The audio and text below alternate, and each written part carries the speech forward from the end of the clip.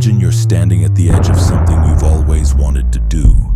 Speak your truth, chase your dream, or walk away from something that's been silently destroying you. But you don't move. Not because you're lazy, not because you're weak, but because fear, like a parasite, has wrapped itself around your thoughts, whispering, "What if you fail? What if they laugh? What if you lose everything?" And so, another day passes, another chance dies, and fear wins. Again, fear is not just a feeling. It's a program, a deeply embedded survival script that once saved our ancestors from predators but now turns everyday life into a battlefield. Joseph LeDoux, a leading neuroscientist, showed that the amygdala, the part of your brain responsible for detecting threats, doesn't wait for logic. It fires first. It hijacks your body, floods you with stress hormones, makes your heart race, your palms sweat, and your stomach churn. And the worst part, it doesn't distinguish between a lion in the jungle or a judgmental stare in a meeting. It just reacts, over and over again.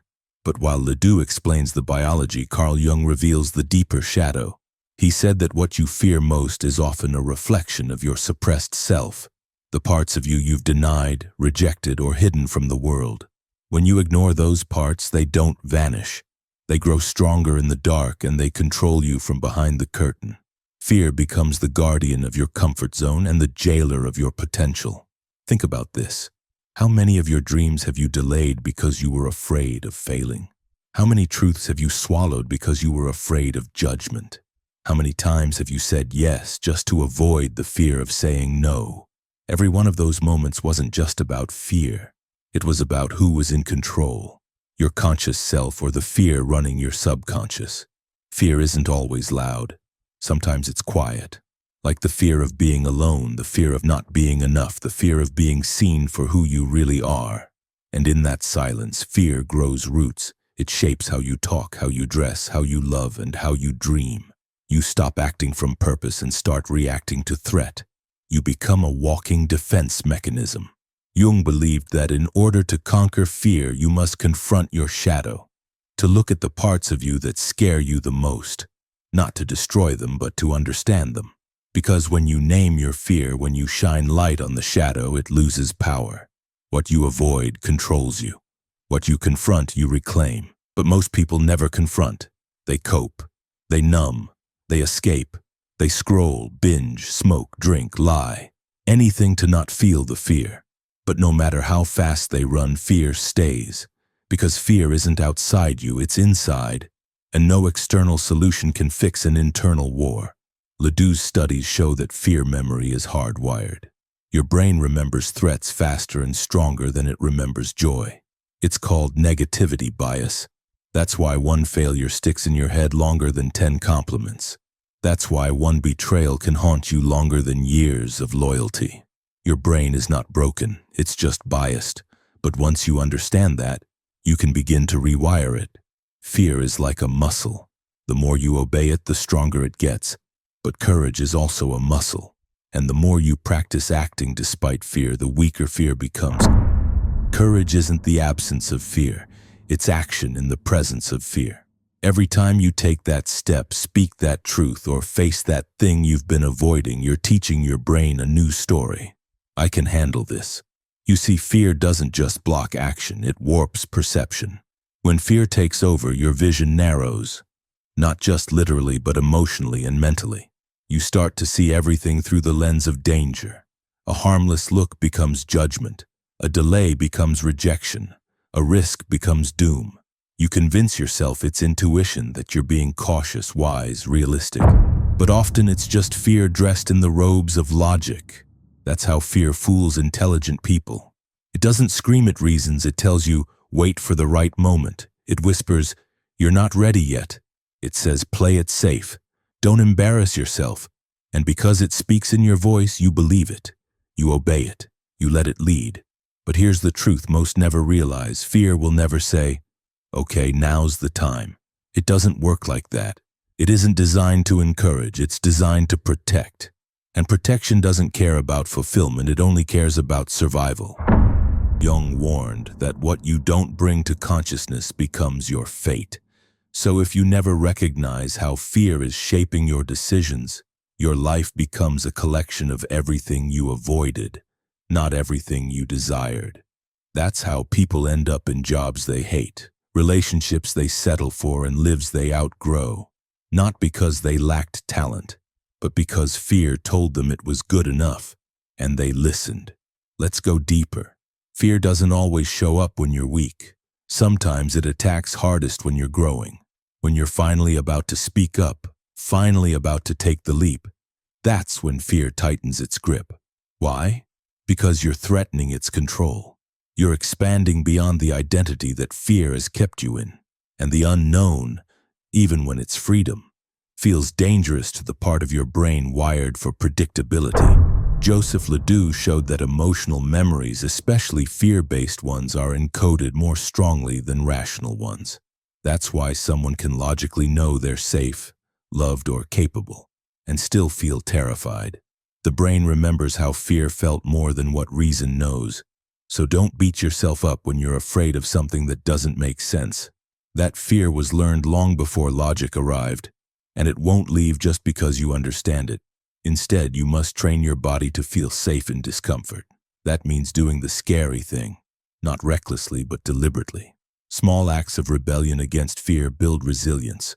Speaking when your voice shakes, showing up when everything in you wants to run, setting a boundary even when you fear the backlash. These are not small wins. They are neurological rewrites. You are teaching your brain, I didn't die. I survived. I can do it again. And here's something even deeper. Sometimes the thing we fear most isn't failure. It's success. The pressure that comes with it. The change it demands. The isolation it might bring. What if you finally get everything you want and realize you're still not enough? That fear sits silently in many hearts. A quiet belief that maybe you're not meant for more. Maybe you're just ordinary. And that belief keeps you caged, even with the keys in your hand. But listen closely. Fear is not your enemy. It's your mirror. It reflects where you're not free. And until you face what it's showing you, you'll keep blaming your circumstances, other people, or bad luck. But it was never them. It was the prison inside you. Fear thrives in vagueness. So name it. Describe it. Get clear. What exactly are you afraid of? What would happen if your fear came true? Could you survive it? Could you grow from it? The moment you write it down, speak it aloud, look it in the eye, it starts to lose its grip. Not because it's gone, but because now it's exposed. Fear feeds on silence. It grows in shadows, but it shrinks in clarity. Where is fear silently running your life right now? What decision are you postponing?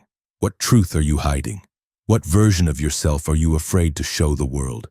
Don't just think about it. Feel it. Let the answer rise. You already know. And knowing is the first cut through the rope. Because you are not broken. You are not weak. You are simply a human being carrying a survival system built for a different age. And now, it's time to evolve it. Reclaim it. Use it. Because your fear doesn't have to go away for you to move forward. You just have to stop letting it lead.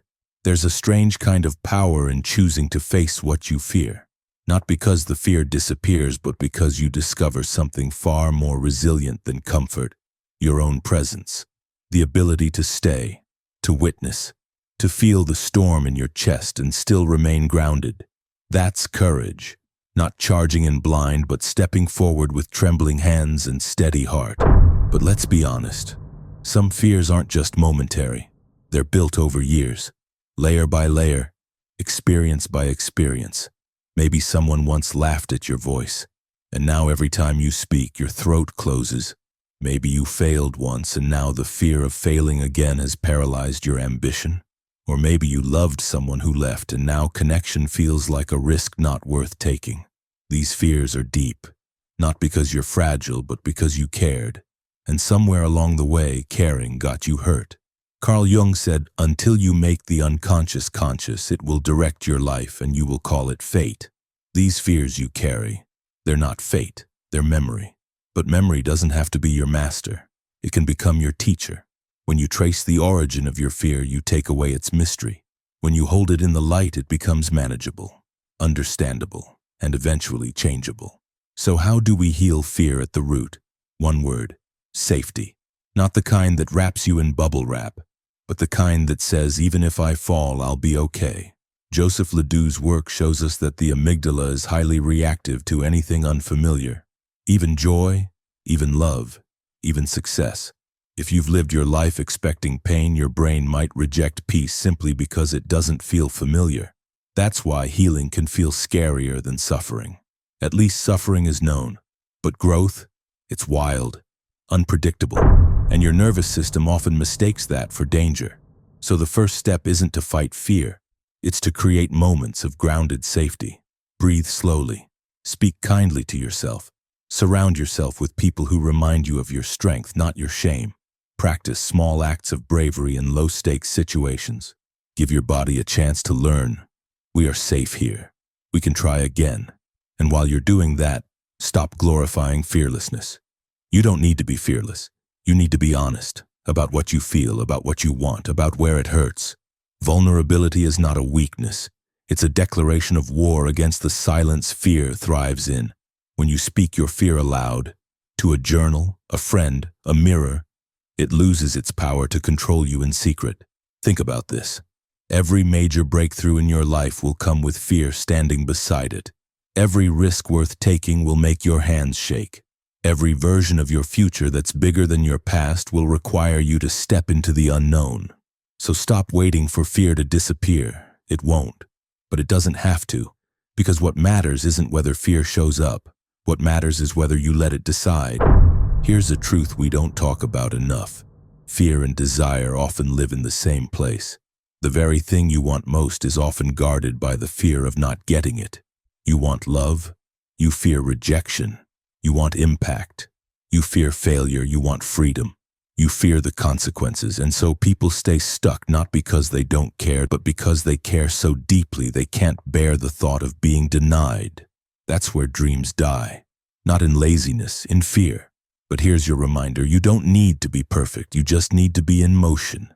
Progress doesn't require confidence, it requires commitment. Show up, try, stumble, learn, repeat.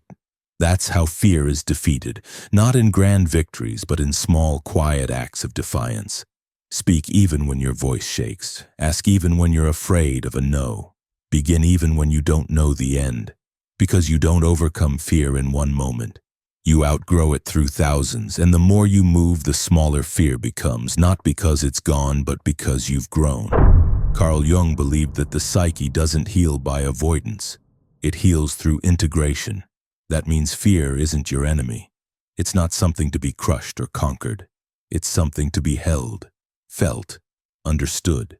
It's a part of you, not all of you.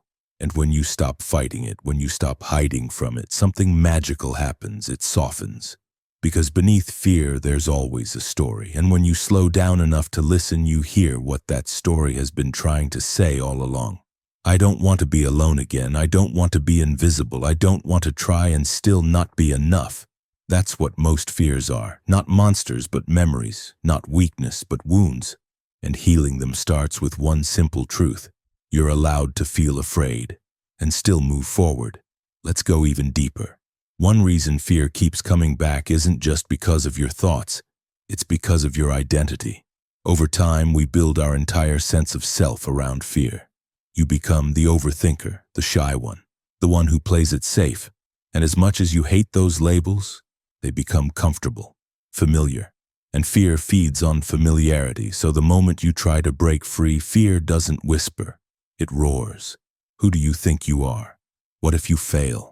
What if they laugh at you? Not because you're wrong, but because you're evolving. And evolution feels like death to the part of you addicted to safety. But remember Joseph LeDoux's research. The brain is not fixed. Fear is not a life sentence. It's a survival reflex that can be retrained. The same way fear was learned, courage can be practiced, slowly, repeatedly, through discomfort, through awareness, through choice. You don't need to jump off a cliff to prove you're brave. Start smaller, start real, post that video, have that conversation. Say no, say yes. Let someone see you. Let yourself be wrong. Let yourself begin again. And when fear rises, not if, but when, don't see it as a stop sign. See it as a signal that you are stepping outside the cage, that you're waking up. Because here's the truth, fear doesn't leave, but it does loosen, and when it does, what remains is freedom. The kind of freedom that isn't loud or dramatic, but rooted. A steady knowing in your bones, I can feel this and still keep going. And if all you do today is take one breath, one step, one honest look inward, then that's enough. That's courage. So stop trying to erase fear. Outgrow it. Rebuild your identity around something deeper than protection. Let your life be led by presence, not panic. By intention, not insecurity. You don't need to be fearless. You just need to stop being afraid of fear, because fear only wins when you forget who you are. But right now, in this moment, you remember. Now it's your turn. Tell us in the comments, what's the fear you're facing right now? How are you learning to move through it? Your story could be the exact spark someone else needs. And if this video helped even a little, like, share, and subscribe.